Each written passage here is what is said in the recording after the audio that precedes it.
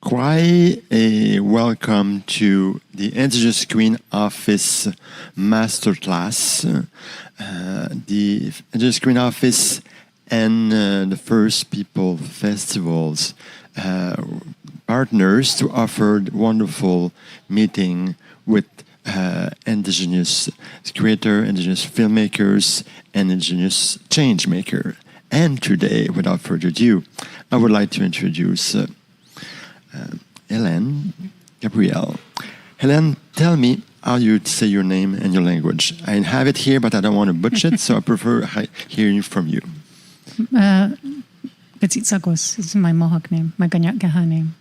And thank you for being with us. It's a great pleasure. Thank you. Yes. So, before I start, I will read your bio, and it's a great bio. You can edit. Nah, I don't know if I want to read it. Just put one sentence. Ellen Gabriel is from the Kanien'kehá Nation and member of the Total Clan, and lives in Kanehsatà, territory. She is a documentarian, a visual art, Indigenous human rights and environmental rights activist, a recent graduate from the New York Film Academy and documentary film making, providing her with new tools and advocacy. She participated in the DOC NYC in 2001 with her first film, Strong Spirit, on the issue of Indian residential schools in Canada. In 1990, Ms. Gabriel graduated from Concordia University with a Bachelor of Fine Arts degree.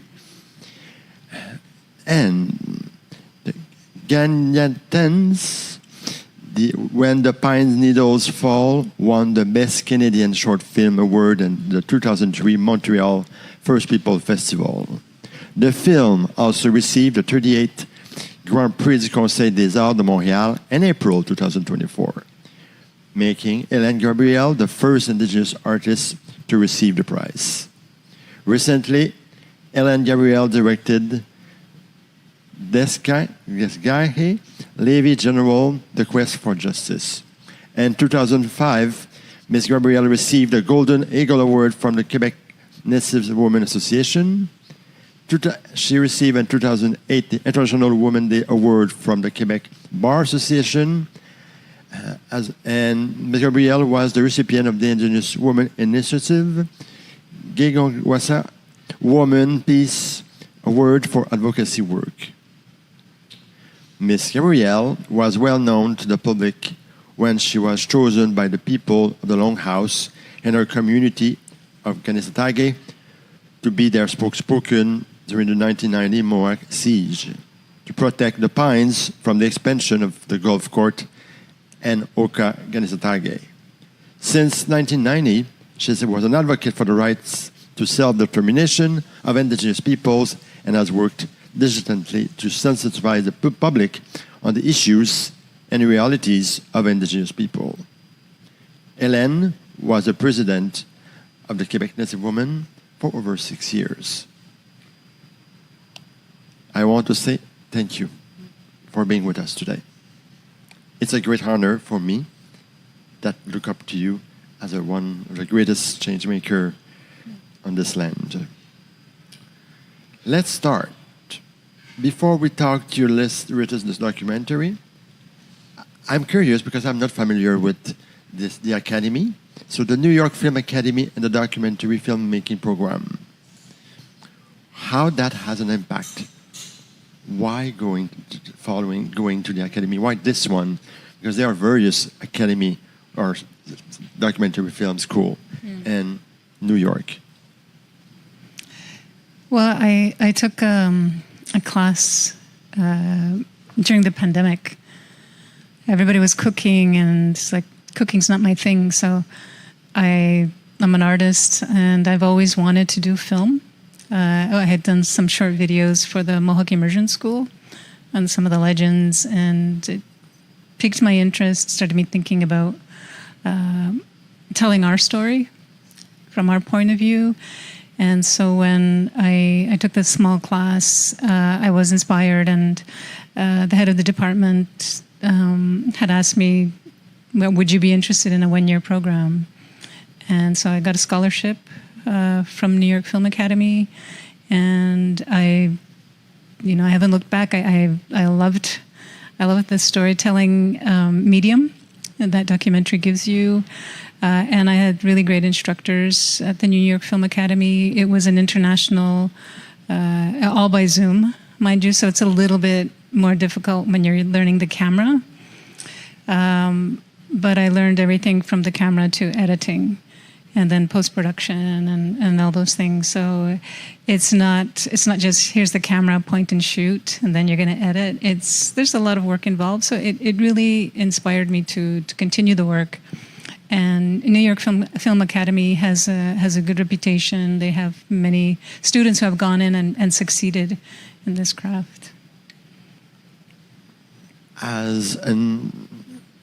Would you be any Indigenous advisors, colleagues, students, teachers as part of the program? No. In New York Film Academy, no. No. And how do you feel with connecting with Zoom? Well, Zoom is really foreign. I find there's not that like you said, the connection. It's like if you have people that you are building a relationship, even if it's on Zoom, it's a little bit better. But at first, it's a little bit cold. But the instructors really did a really good job of inspiring the students, even if it was by Zoom. Eventually, there were some people who were in New York, so they were able to do in person, and I went once. So I think it's a medium that sort of allows your creativity to flourish. And when you have other colleagues who are also like we gave each other a lot of feedback. We had one-on-one with some instructors, and so I thought it was a really excellent way to learn something that I think it's more complicated than we think.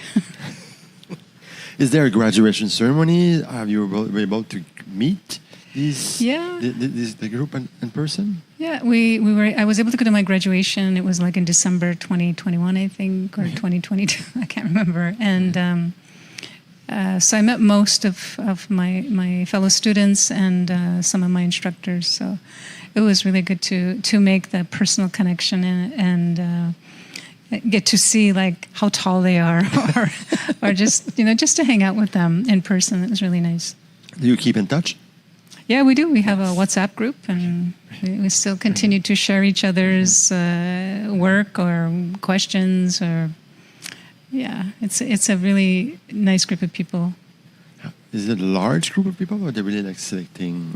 No, I think there was 8 of us, 8 or 9 of us. It wasn't a very big group. It was just enough for us to be able to pair off and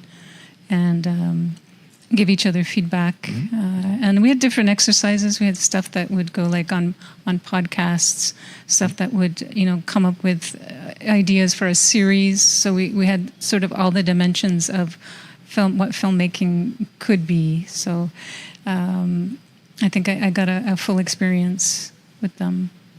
Would you recommend it for emerging filmmakers? Oh, absolutely. For emerging filmmakers, yeah, it's a really good school. I can't compare it to any other schools, but it's a really good school that really fosters and supports the students as they're going through. Because sometimes, like for me, the block was editing, right? So it's mastering that skill and seeing how your audio works with your visuals to be able to correct things post-production that you didn't do while you were filming. So there's a lot that goes into it, and I think that's a really good school for people who are serious about filmmaking. Thank you. Mm-hmm.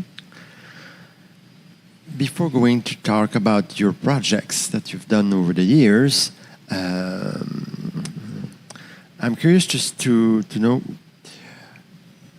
what's your relationship with the storytelling on screen? How do you think this what type of impact do you realize that telling story on a big screen would have on the public? Well, there's many levels of learning. I think you have the educational part, especially because I've done a lot of focus on historical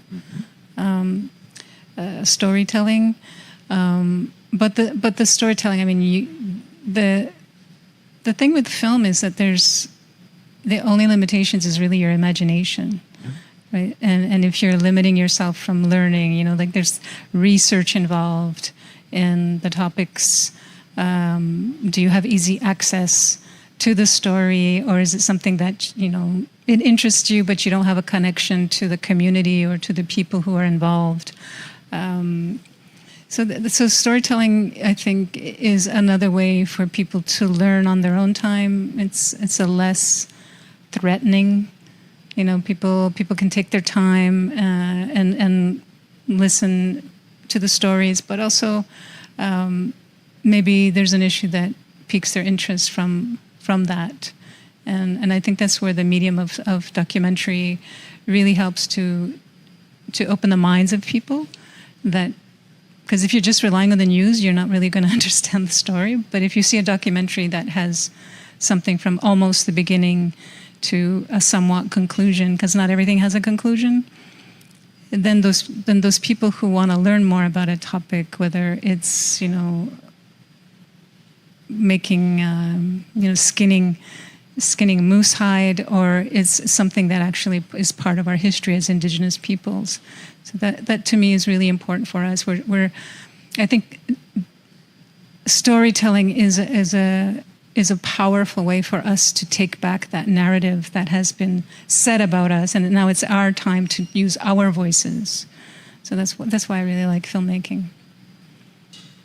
Thank you for that. I believe that you are. How did your first film at the Academy come up to you? It was like clear that was the project that you wanted to work when you were at the Academy? At school, it was kind of like, okay, this is the theme what we want you to use. You have 3 minutes. Okay. So we were doing short docs at first. So that really helps to hone your skills in storytelling. What is the most important thing about an issue that you have?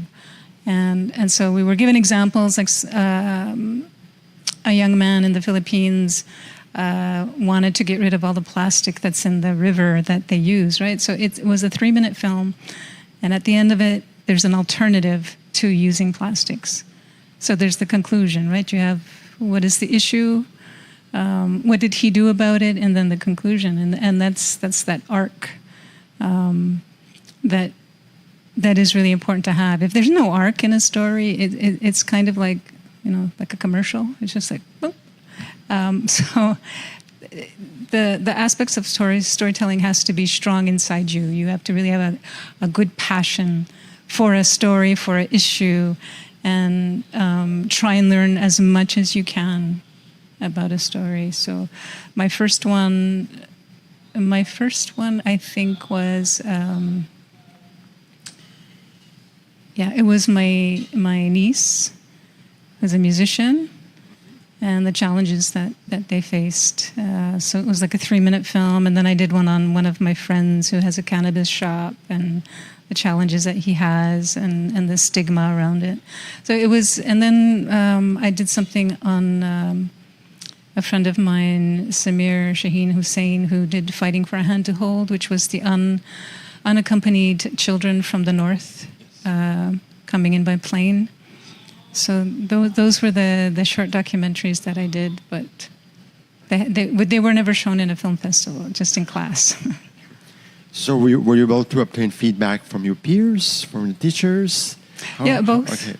Both, and each teacher, we had a cinematography teacher, we had a teacher who did stories, just strictly stories, and our editing teacher. So everybody, you know, would help strengthen the story. And it's like, oh, this is too long. You repeat this here, which I think most people do a lot anyways. Whether you're writing or something, you tend to repeat yourself. So it's really good to have that feedback from others. Okay, now, yesterday you're the premiere of the Kanien'kehá. Thank you. Livy General, The Quest for Justice. How was the night? It went really well. There was some other films with Kanien'kehá, but it's really different, because when you're working editing, you're just working on a computer, right? You have this computer screen. So to see your film on a big screen, it really enhances the feeling that you get from a story. And so I was really happy. I was really pleased, and I'm very honored, to have my film selected again for the second time in présence autochtone. So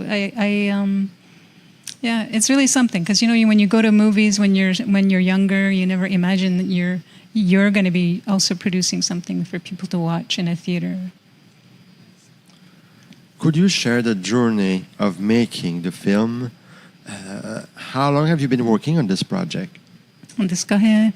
Well, Kanien'kehá is a story that I learned from my elder over 35 years ago. And when Kenneth Deere had told me that the city of Geneva was going to do a 100-year commemoration of him, I thought, wow, I have to be there. That's a really historic moment for us as Haudenosaunee people. So he helped me find some funding and told me a lot of the story. I also got in touch with the Cultural Center in Six Nations, because they're having an exhibit there, and got some of his manuscript on the plight of the red man. So everything that he says, and I have a copy of it. Everything that he says could easily be applied today in how the government is treating us. It's not that much different. It's just a little bit more sophisticated and more slick. So he did several writings.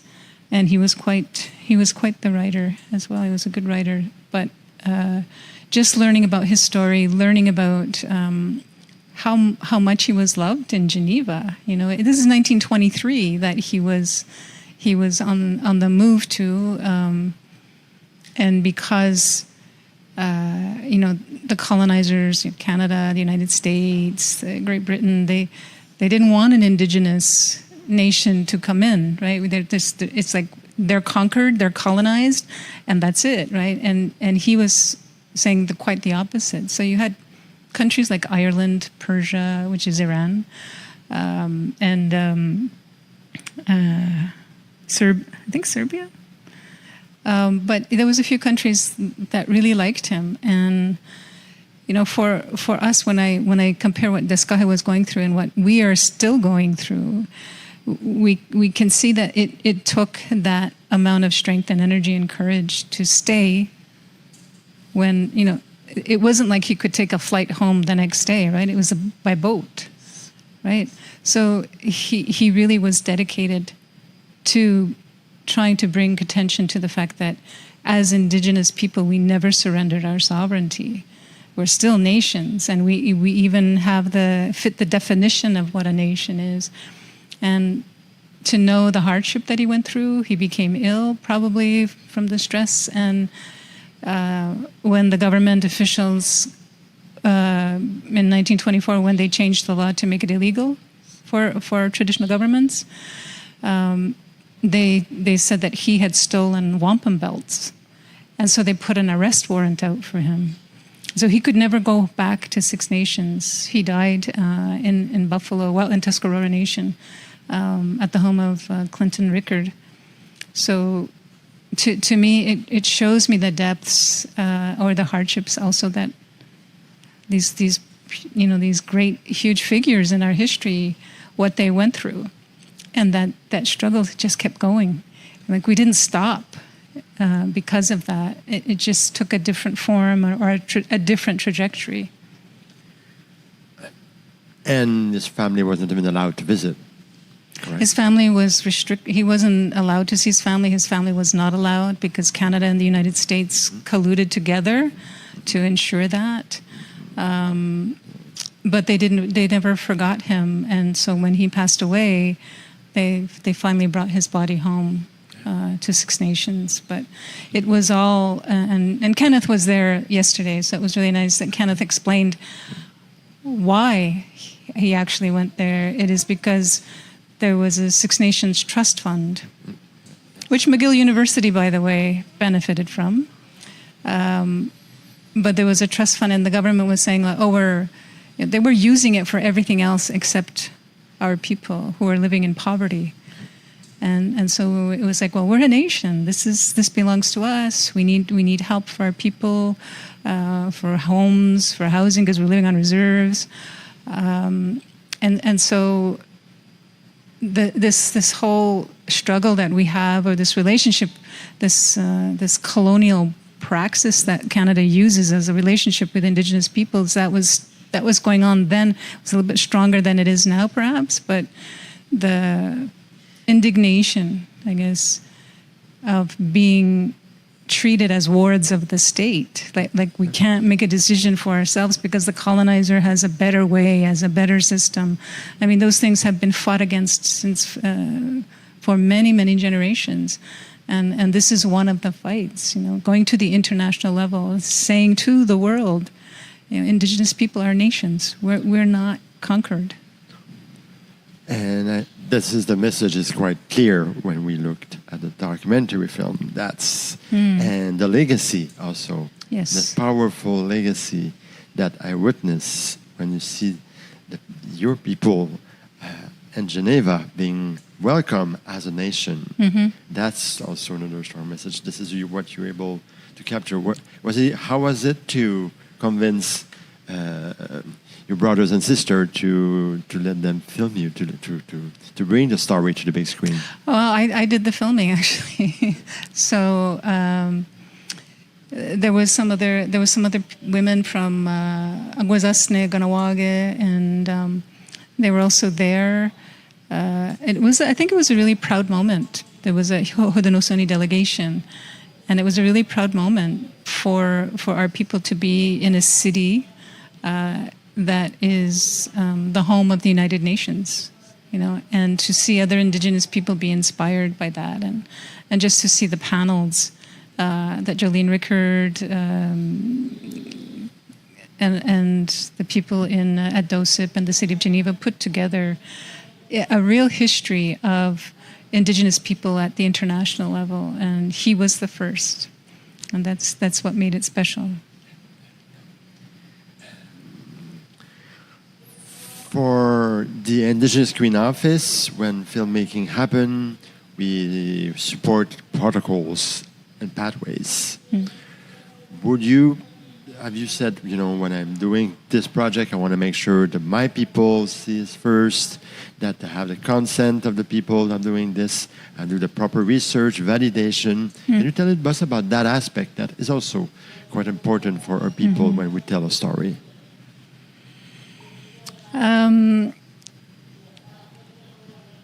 I just wanted that story out there. I wanted to show first the people who sponsored me, Kenneth, and the others who have been educating our people. But this is the first time it's shown in public in Montreal in the festival. My hope is that more of our people will see it, because when I went to Ganawage the other night, there were young people in the crowd, and they said, well, we never heard of him. Or we heard of him, but we don't really know his story. And so it's like I say, in order for us to advocate properly, we need to know our history. And if we don't know our history, then someone's going to ask you a question that you can't answer, and then you're going to be like, it's not so strong. So the path that they made for us, I think we need to treasure it, and to uphold what they wanted us to do, those teachings, to protect the land, to protect the water, to protect the people, to keep our languages. That's all behind people like Levi General, their passion for our nations, because they know that these are the fundamental pillars of our identity. This is what is important for us as Indigenous people. How long in the making from the first draft of your script to the picture lock? 2 years, I think. A little under 2 years. But I mean, I did the filming in Geneva. I did the interviews here in Kahnawake, and except for Steve Jacobs, I interviewed him at the United Nations. But the filming, I lost my train of thought now. I was wondering how long all the planning to the screening yesterday. It's not 2 years full time because I'm working on another film. So I was trying to juggle the two, and I was trying to.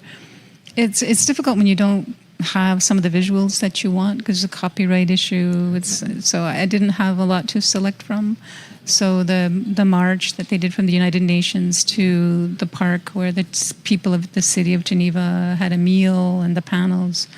Once you film that, you got to look. Right? What's your footage? Is it going to match what you want with your interviews? But sometimes I forget you kind of go blind after a while when you're editing, and then you need someone else to take a look at it and say, okay, am I doing this right? Is there an arc in my story? So I was doing that a lot with some of my friends, and so about 2 years, but not steady. Okay. Would you be? How do you budget?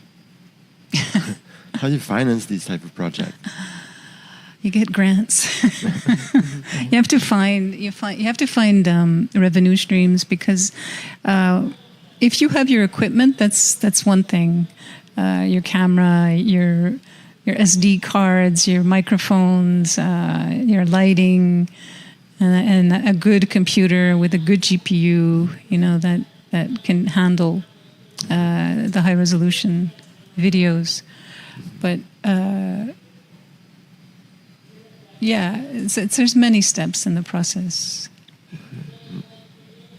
Well, I hope that a lot of people are going to be able to watch it because I think the story that you tell there, I didn't know about that story personally, and I think that a lot of us are not familiar with so many aspects of Indigenous stories, but including this one, and I think honestly it's somehow meant to be this way. So we're not looking at these stories, and it is an inspiration, and it's also a sad story for people to see, someone who's selected by the mothers of the nation, and is back with so many stories to tell as well, and is not allowed to be with his people. And I think the legacy of it. So yes, hope you're going to be able to make it available to the public. You think you want to do some festivals with it, or what do you see? How your baby will travel, how your film will travel? Hopefully, it'll travel to the schools within the communities and other schools if they ask. I'm going to be submitting it to other festivals as well. I think there's only one other one that. The answer will come much later. Yeah, I would like to expand who, probably get it translated into French as well, so some of our Francophone Indigenous people can also see it. I like to make my work accessible to people, and I'm not good in writing French. I'm not good in writing, I would not be a good translator anyways. I'd have to find somebody to do it. And I'd like to put it into as many languages as possible because, this is an international story in that sense. It's our story as Haudenosaunee people.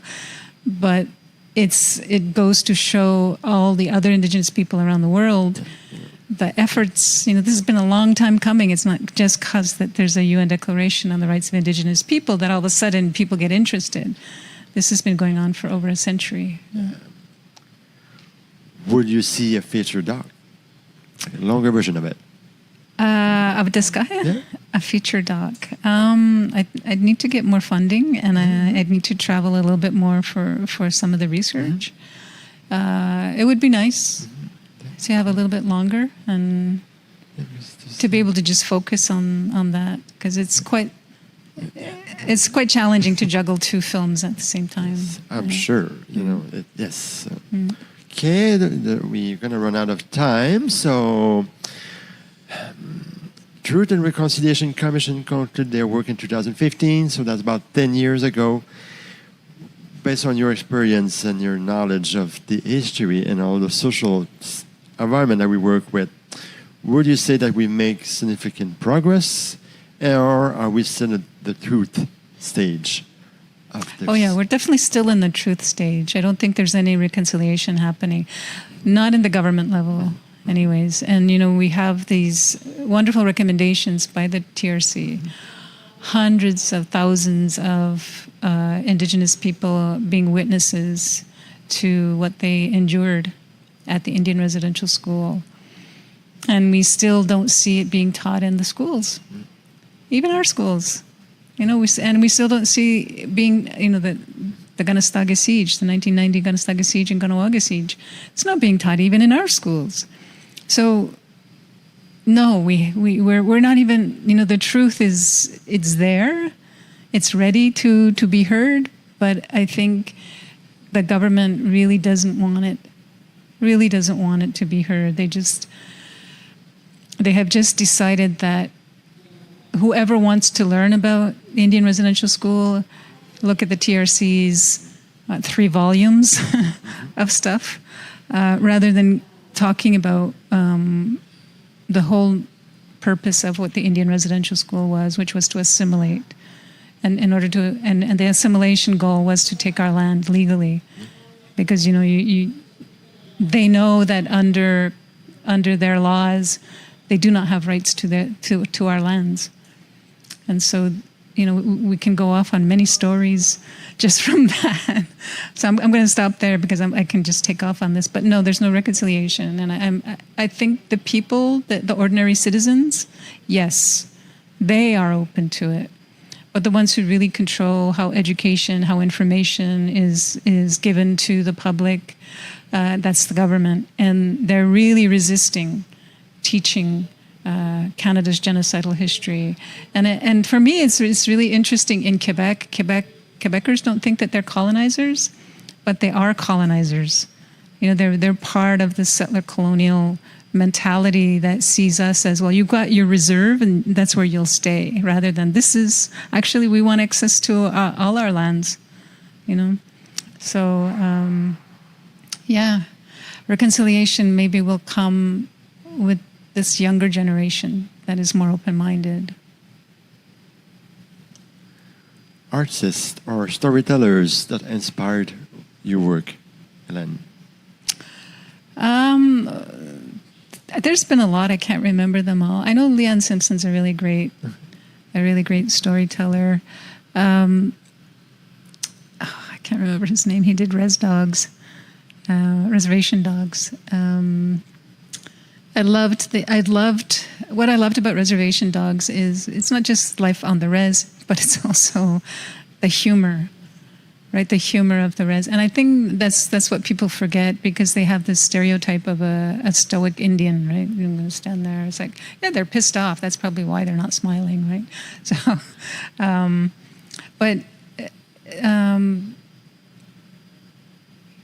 there's...